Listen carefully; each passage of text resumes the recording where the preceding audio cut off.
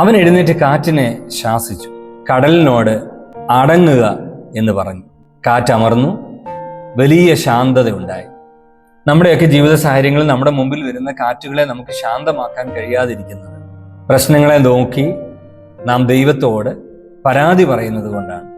ഒരു ദൈവ പൈതൽ പ്രശ്നങ്ങളുടെ മുമ്പിൽ പരാതി പറയാതെ ദൈവത്തോട് ചേർന്ന് വിശ്വാസത്തോടെ പ്രശ്നങ്ങളോട് കൽപ്പിക്കുകയാണ് ചെയ്യേണ്ടത്. യേശു പടകിൽ കിടന്നുറങ്ങുമ്പോൾ വലിയ കാറ്റും തിരമാലയും ഉണ്ടായി. ശിഷ്യന്മാർ പേടിച്ച് യേശുവിനെ വിളിച്ചുണർത്തി. യേശു എഴുന്നേറ്റ് കാറ്റിനോടും കടലിനോടും പറഞ്ഞത്, അടങ്ങുക, അനങ്ങാതിരിക്കുക.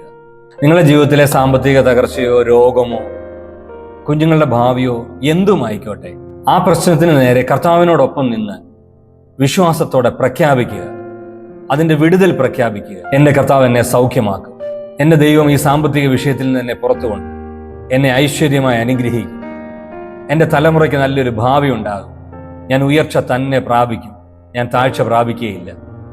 നിങ്ങൾ ഏത് പ്രതിസന്ധിയുടെ നടുവിലും പ്രതിസന്ധി പറയാതെ പ്രതിസന്ധിയോട് കൽപ്പിക്കുക. ദൈവമായ കർത്താവ് വലിയ കാര്യങ്ങളെ നിങ്ങളുടെ മുമ്പിൽ കാണുമാറാക്കും. കർത്താവ് അതിനായി ഇടവരുത്തട്ടെ. God bless.